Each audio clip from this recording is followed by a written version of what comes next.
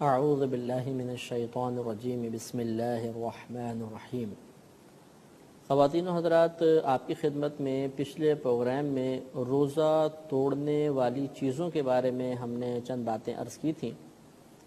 اور اس کا خلاصہ یہ بیان کیا تھا کہ 3 چیزوں کی وجہ سے روزہ ٹوٹتا ہے۔ ایک، انسان کے بدن کے سوراخوں کے ذریعے کسی چیز کا داخل بدن ہونا۔ دوسرا، زوجہ سے قربت وغیرہ یا اس سے متعلقہ چیزیں کہ جنس کی وجہ سے غسل واجب ہو جاتا ہے، جن کی تفصیل ہم عرض کریں گے۔ اور تیسرا، قے یعنی الٹی کی وجہ سے روزہ ٹوٹتا ہے، لیکن اس میں بھی چند شرائط ہوتی ہیں۔ تو جسم کے سوراخوں کے ذریعے چیزیں جب اندر جاتی ہیں تو روزہ ٹوٹ جاتا ہے۔ اس کی چند صورتیں بیان کی تھیں، اور یہی سلسلہ میں انشاءاللہ کنٹینیو رکھیں گے۔ ایک مسئلہ یہ پوچھا جاتا ہے کہ کیا دوران روزہ ٹوتھ پیسٹ یا منجن کیا جا سکتا ہے کہ نہیں؟ تو اصل علت تو یہی ہوتی ہے روزہ ٹوٹنے کی کہ کسی چیز کا سوراخ کے ذریعے بدن کے اندر داخل ہو جانا۔ لہذا اگر ہم منہ سے کچھ کھاتے پیتے ہیں تو چونکہ وہ اندر داخل ہو جاتی ہے، اس لیے روزہ ٹوٹ جاتا ہے۔ تو اب ٹوتھ پیسٹ اور منجن میں یہ دیکھا جائے گا کہ کیا پیسٹ کرتے ہوئے یا منجن کرتے ہوئے ان کے ذرات حلق میں پہنچے یا نہیں۔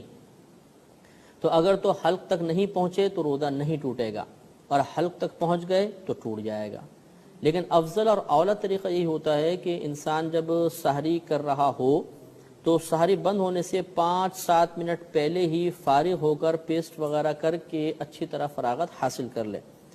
اور اگر مثلا دوپہر میں جیسے سو کے اٹھے اور منہ میں کوئی تغیر وغیرہ محسوس ہو تو پھر مسواک استعمال کریں، کیونکہ آگے ہم انشاءاللہ یہ ذکر کریں گے کہ دوران روزہ مسواک کا استعمال بلا کراہت جائز ہے۔ تو دوران روزہ کوشش یہی کرنی چاہیے کہ مسواک یا پیسٹ یا منجن وغیرہ یوز نہ کریں،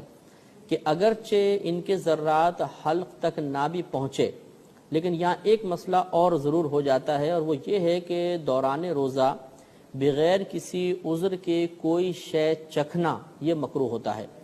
تو اگرچہ حلق میں ہم نے بالفرض ذرات پہنچنے نہیں دیے، تھوڑا سا دانتوں پہ پیسٹ ملا اور کلی کر لی، لیکن پھر بھی اتنا ضرور ہے کہ پیسٹ کا ہمیں ذائقہ محسوس ہوگا۔ اسی طرح جو منجن ہوتے ہیں جن میں ذائقے ہوتے ہیں وہ بھی ایک مخصوص ذائقہ ہمیں محسوس ہو جائے گا، اور یہ بلا عذر ایک شے کو چکھنا قرار پائے گا، اور بلا عذر کسی شے کا چکھنا مکروہ ہوتا ہے۔ لہذا عافیت کا راستہ یہی ہے، اور سب سے بہتر صورت یہی ہے کہ انسان اس سے بچے۔ ہاں اگر مسئلہ یہ ہے کہ آزار ہوں، کوئی عذر لاحق ہو جائے تو پھر شے کا چکھنا بھی جائز ہو جاتا ہے، جیسے ابھی آگے انشاءاللہ میں تفصیل عرض کروں گا۔ تو یہاں پر پیسٹ اور منجن کے سلسلے میں عذر یوں متحقق ہو سکتا ہے کہ اگر کسی شخص کی پبلک ڈیلنگ ہے، وہ لوگوں سے گفتگو کرتا ہے اور اس کو غالب گمان ہے کہ اگر میرے منہ سے بو وغیرہ محسوس ہوئی، چاہے وہ روزے کی حالت میں بھی ہو، تو سامنے والا ذرا مجھ سے کترائے گا، کھینچے گا، اور اس کی وجہ سے اس کے کاروبار پر یا دیگر کسی چیز کے اوپر برا اور منفی اثر مرتب ہوگا، تو یہ ایک عذر ہو سکتا ہے۔ ایسی صورت میں دل میں کراہت رکھتے ہوئے پیسٹ یا منجن کر سکتے ہیں، لیکن اس صورت میں بھی اگر ایک ذرہ بھی حلق میں پہنچ گیا تو روزہ ٹوٹ جائے گا۔ اس میں ضرور ذرا احتیاط کرنی چاہیے۔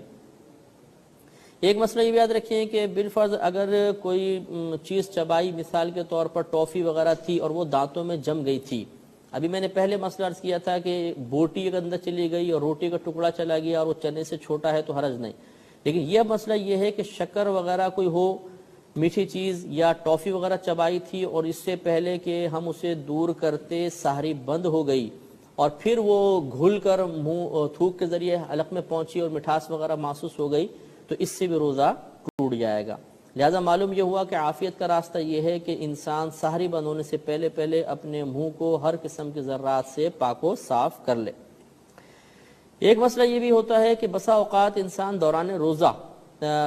مثلا مسواک وغیرہ کی یا اور کوئی عذر لاحق ہوا، بعضوں کو دانتوں کے اندر بیماری ہوتی ہے اور خون نکل آتا ہے منہ میں، اور اس کا ذائقہ بسا اوقات منہ میں محسوس ہوتا ہے، اور کبھی ایسا ہوتا ہے کہ وہ حلق میں اتر جاتا ہے اور حلق میں باقاعدہ اس کا ذائقہ محسوس ہوتا ہے۔ تو یاد رکھیں کہ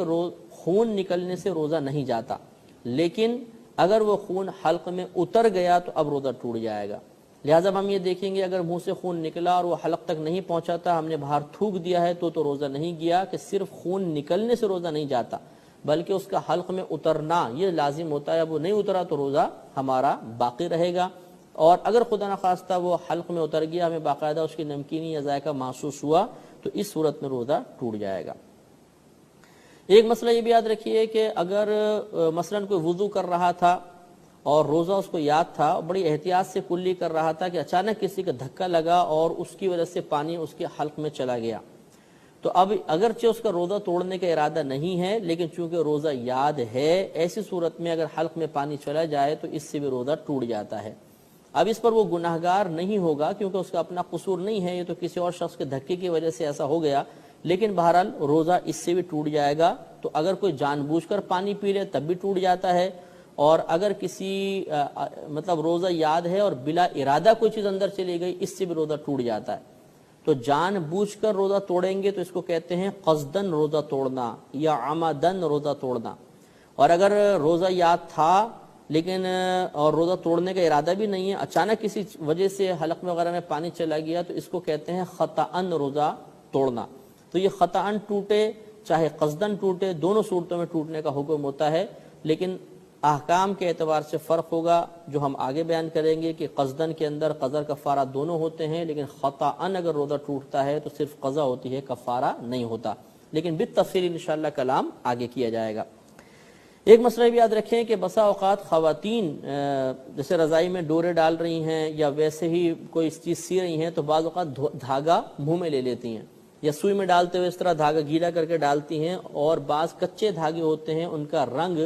زبان پر آ جاتا ہے. اب اگر ایسا ہوا کہ رنگ زبان پر آ گیا اور کسی خاتون نے اس کو نگل لیا, تو اس سے روزہ ٹوٹ جائے گا. یہ یاد رکھیں کہ اپنا تھوک اگر جان بوجھ کے بھی انسان نگل لے تو اس سے روزہ نہیں جاتا, جیسے کہ آگے انشاءاللہ بیان ہوگا. لیکن اگر بالفرض اس میں باہر سے کوئی شے شامل ہو جاتی ہے تو اب اس تھوک کے نگلنے سے روزہ ٹوٹتا ہے. لہذا چونکہ رنگ منہ کا حصہ نہیں تھا, یہ باہر سے تھوک میں ملا, اب اگر اندر اتاریں گے تو روزہ ٹوٹ جائے گا. ایسے ہی بسا اوقات انسان رو پڑتا ہے غم کی وجہ سے, اور وہ آنسو بعض اوقات منہ میں چلے جاتے ہیں. تو اگر اتنی قلیل مقدار میں آنسو منہ میں گئے کہ ان کی نمکینی محسوس نہیں ہو رہی, منہ میں جاتی تھوڑا سا تو ہوتا ہے, زبان کے سرے پہ نمکینی محسوس ہوتی ہے اور پھر ایک دم ختم ہو جاتی ہے, تو اس سے تو اگر یہ منہ میں چلا گیا اور تھوک کے ساتھ اندر چلا گیا تو روزہ نہیں ٹوٹے گا. لیکن اگر کثیر آنسو تھے کہ پورے منہ میں اس کی نمکینی محسوس ہوئی اور وہ پھر مطلب حلق سے نیچے اتر گیا, تو اس صورت میں روزہ ٹوٹے گا. لہذا اگر دوران روزہ خدا نخواستہ کوئی غم کی کیفیت طاری ہو جائے اور آنسو نکل آئے, تو کوشش یہ کرنی چاہیے کہ وہ آنسو ہونٹ تک نہ پہنچنے پائے, بلکہ کسی رومال وغیرہ سے انہیں صاف کر لینا چاہیے. اب ہم اگلی چیز کی طرف آتے ہیں, یعنی زوجہ سے قربت اگر کسی نے حالت روزہ میں کی تو اس سے بھی روزہ ٹوٹ جایا کرتا ہے. کیونکہ روزے کی تعریف یہ آپ کو بتائی کہ صبح صادق سے لے کر شام تک نیت اور قصد کے ساتھ کھانے پینے اور زوجہ سے قربت وغیرہ سے رک جانے کا نام روزہ ہوتا ہے. لہذا اگر کسی نے زوجہ سے جان بوجھ کے قربت کی تو پھر یہ روزہ ٹوٹ جائے گا. ہاں اگر بھول کر کی تو نہیں ٹوٹتا, جیسے کہ ابھی انشاءاللہ آگے مسائل آئیں گے, لیکن جان بوجھ کر روزہ یاد تھا اور کسی نے زوجہ سے قربت کر لی تو اس سے روزہ ٹوٹ جائے گا, چاہے ڈسچارج ہو یا نہ ہو, فقط دخول سے ہی روزہ ٹوٹ جایا کرتا ہے. ہاں اگر مثلا قربت نہیں کی بلکہ ویسے ہی مطلب زوجہ کے قریب ہوا, چھوا, یا اور کوئی مطلب یہ کہ قربت کے علاوہ کوئی عمل کیا, تو اس میں مسئلہ یہ دیکھا جائے گا کہ اگر زوجہ کے جسم پر کپڑا اتنا موٹا ہے کہ جسم کی گرمی محسوس نہیں ہوتی, اور اب اگر چھوا اور انزال ہو گیا, مثال کے طور پہ ڈسچارجنگ ہو گئی ہے, تو اس سے روزہ نہیں جائے گا کیونکہ موٹا کپڑا درمیان میں حائل ہے. ہاں اگر جسم کے کسی ایسے حصے پہ ہاتھ رکھا جہاں پر کپڑا وغیرہ بھی موجود نہیں اور جسم کی گرمی محسوس ہو رہی ہے, اور پھر اگر انسان کو ڈسچارجنگ ہو جاتی ہے, تو اس سے روزہ ٹوٹ جائے گا. یہ ذرا تھوڑی سی بات ہمیں ذہن میں رکھنا چاہیے. باقی مطلب یہ کہ اگر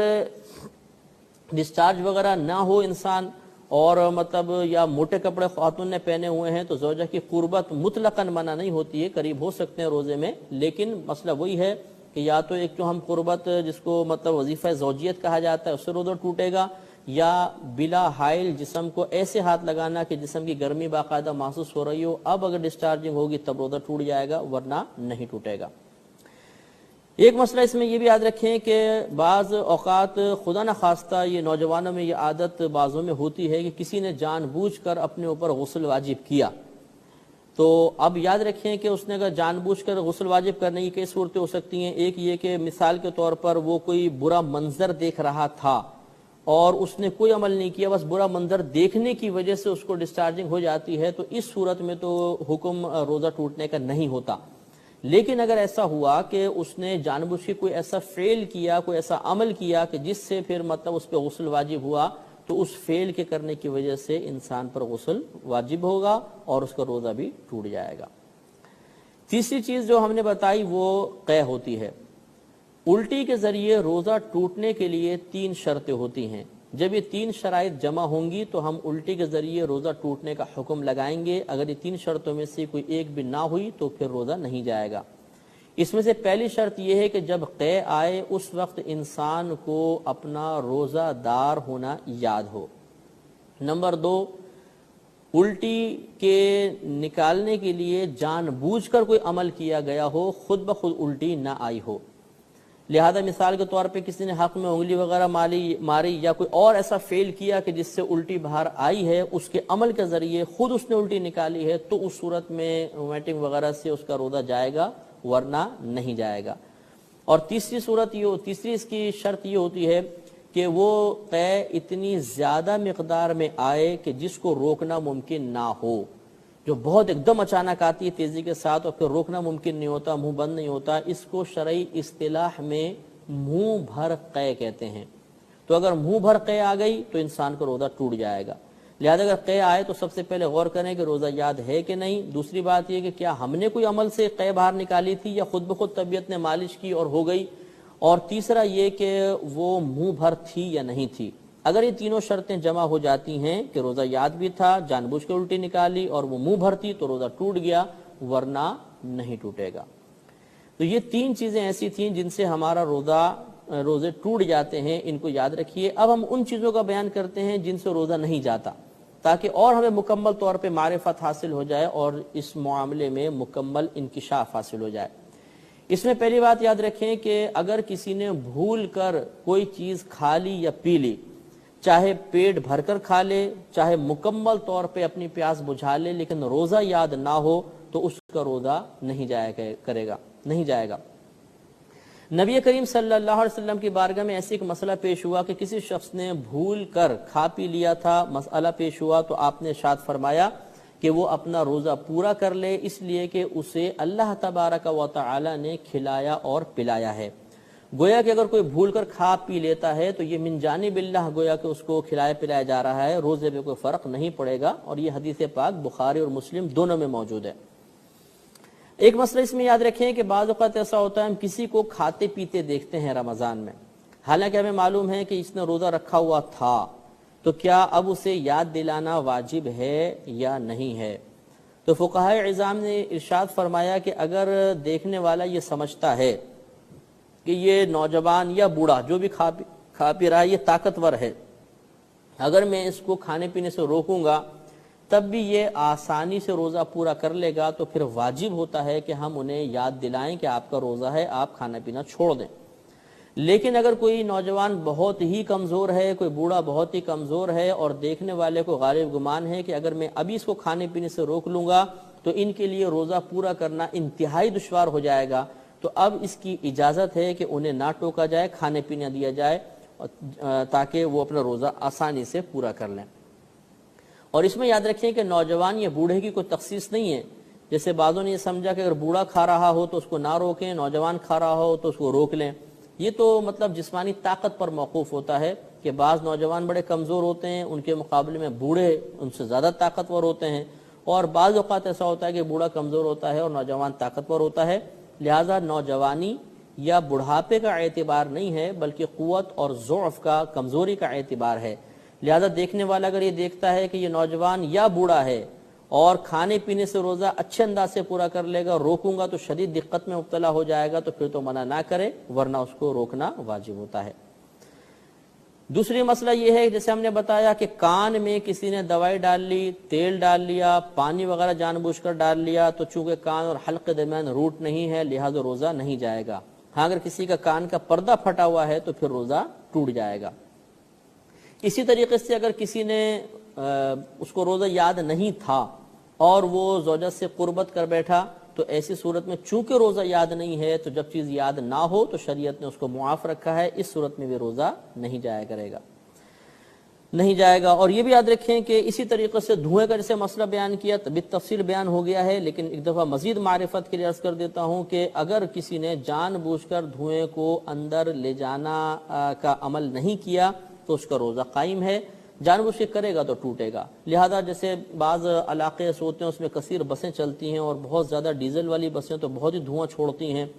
روڈ پر بھی انسان اسکوٹر پہ خاص طور پہ جب جا رہا ہوتا ہے تو فضا کے اندر دھواں تو ہوتا ہی ہوتا ہے، چاہے ہمیں نظر نہیں آ رہا اور وہ مسلسل اندر باہر ہو رہا ہوتا ہے، تو چونکہ اس دھوئیں کو اندر لے جانے کا قصد اور ارادہ نہیں ہوتا لہذا اس سے روزہ نہیں جائے گا۔ ہاں وہ اگربتی کی مثال آپ کو دی، اگربتی سلگائی ہوئی قریب لے جا کر جان بوجھ کر ناک سے دھوئیں کو اندر لے کر گئے تو ٹوٹے گا، اور ویسے آپ نے کمرے میں کہیں اگربتی لگا دی اور اس کی خوشبو سلگ رہی ہے اور دھواں مطلب پھیل گیا کمرے میں مثال کے طور پر، اور اندر لے جانے کا ارادہ ہمارا نہیں ہے تو پھر یہ دھواں کو ہم قیاس کریں گے وہی بسوں والے دھوئیں کے اوپر کہ باہر کی فضا خاص طور پہ روڈیں، خاص طور پہ جہاں پہ بسیں وغیرہ چلتی ہیں وہ عموماً دھوئیں سے پاک و صاف نہیں ہوتی ہیں۔ اگر مطلقاً دھوئیں کے اندر جانے سے روزے کے ٹوٹنے کا حکم دیا جائے تو غالباً ایسے مقام پہ ورک کرنے والا یا ایسے مقام پر سے گزرنے والا کوئی بھی روزے دار اپنے روزے کو باقی نہیں رکھ سکتا، تو شریعت اس کا اعتبار نہیں کرتی ہے۔ اسی طرح آپ کو بتایا کہ اگر کسی نے مسواک روزے کی حالت میں کی تو بالکل جائز ہے کیونکہ کوئی چیز اندر نہیں جا رہی ہے، لہٰذا مسواک وغیرہ کرنا روزے کی حالت میں جائز ہے۔ بعض لوگ یہ کہتے ہیں کہ جی زوال سے پہلے پہلے مسواک کر سکتے ہیں اس کے بعد نہیں، بعض لوگ کہتے ہیں کہ عصر سے پہلے پہلے کر سکتے ہیں اس کے بعد نہیں، یہ سب روایات یا باتیں مناسب نہیں ہیں۔ فقہ حنفی کے روح سے زوال سے پہلے، زوال کے بعد، عصر سے پہلے، عصر کے بعد مسواک کرنا بالکل جائز ہے، کیونکہ یہ روایات میں موجود ہے ابو داؤد شریف کی کہ بارہا صحابہ کرام علیہم الرضوان نے نبی کریم صلی اللہ علیہ وسلم کو حالت روزہ میں مسواک کرتے ہوئے پایا ہے، لہذا اس سے کوئی روزے میں فرق نہیں پڑے گا۔ ہاں بعض مسواک ایسی ہوتی ہیں جن میں ذائقہ ہوتا ہے، تازہ تازہ مسواک ہوتی ہیں باقاعدہ ان کے رس کے اندر ذائقہ موجود ہوتا ہے، خصوصاً پیلو کی مسواک اگر تازہ مسواک کی جائے تو اس میں خوشنما ذائقہ ہوتا ہے، اس میں اگر ایسا ہوا کہ اس کو چبایا اور اس کا عرق یا رس وغیرہ نکلا اور وہ حلق میں پہنچ گیا، ذائقہ محسوس ہو گیا تو اس سے روزہ ٹوٹ جائے گا۔ لہذا حتی الامکان کوشش کرنی چاہیے اگر مسواک روزے کی حالت میں استعمال کریں تو رس دار نہ ہو، اس کا رس ختم ہو چکا ہو، پھر خالی برش پھیرنے میں کوئی مسئلہ نہیں ہوتا بلکہ اچھا ہے۔ ایک مسئلہ یہ بھی یاد رکھیں کہ جیسے آپ کو بتایا کہ اگر زوجہ سے قربت کی یا جان بوجھ کر روزہ یاد ہوتے ہوئے کسی فعل کے ذریعے اپنے اوپر غسل واجب کیا تو روزہ ٹوٹے گا، لہذا اس سے مسئلہ مزید معلوم ہو گیا کہ کوئی دوپہر میں سو رہا تھا تو اس کو احتلام ہو گیا، آنکھ کھلی دیکھا کپڑے وغیرہ خراب ہیں تو اب اس صورت میں روزہ نہیں جائے گا کیونکہ یہاں جان بوجھ کر اپنے اوپر غسل واجب کرنا نہیں پایا گیا۔ اسی طریقے سے اگر خدا نخواستہ کسی نے کوئی برا منظر دیکھا یا کوئی فحش بات سنی جس کی وجہ سے ڈسچارجنگ ہو گئی تو یہاں پر بھی چونکہ کوئی ایسا جان بوجھ کر فعل نہیں پایا گیا جس سے غسل واجب کیا جاتا تو لہذا اس صورت میں بھی روزہ نہیں جائے گا، روزہ پورا کرنا فرض ہے۔ ایک مسئلہ یہ بھی ہے کہ بعض بھائی پوچھتے ہیں کہ کان کھجانے سے روزہ تو نہیں ٹوٹ جاتا، یعنی جسے تنکا ڈالا کان میں نکالا اس پہ تھوڑا بہت میل لگا ہوا دوبارہ وہ کان میں ڈال دیا، تو جسے ابھی آپ کو بتایا کہ کان اور حلق کے درمیان روٹ نہیں ہے لہذا پانی، دوائی یا تیل ڈالیں تب بھی نہیں ٹوٹے گا، تو خالی میل کا تنکا اندر باہر کرنے سے کیسے ٹوٹ جائے گا، لہذا اس سے روزہ وغیرہ نہیں ٹوٹے گا۔ ایک مسئلہ یاد رکھیے کہ اس میں اختلاف بھی ہے لیکن انشاءاللہ ہم اس اختلافی مسئلے کو یعنی انجیکشن والے مسئلے کو اگلے پروگرام میں ڈسکس کریں گے۔ اس میں آخری بات یہ سمجھ لیجئے کہ اگر بالفرض کسی نے غیبت، چغلی کی یا جھوٹ وغیرہ بولا تو چونکہ ان کی وجہ سے روزہ نہیں جاتا، ہاں روزے کی نورانیت میں کمی آتی ہے لہٰذا ان سے بھی روزہ نہیں ٹوٹے گا، لیکن ان چیزوں سے جس طرح عام حالت میں بچنا فرض ہوتا ہے اس طرح حالت روزہ میں بچنا بدرجہ اولا فرض ہوگا۔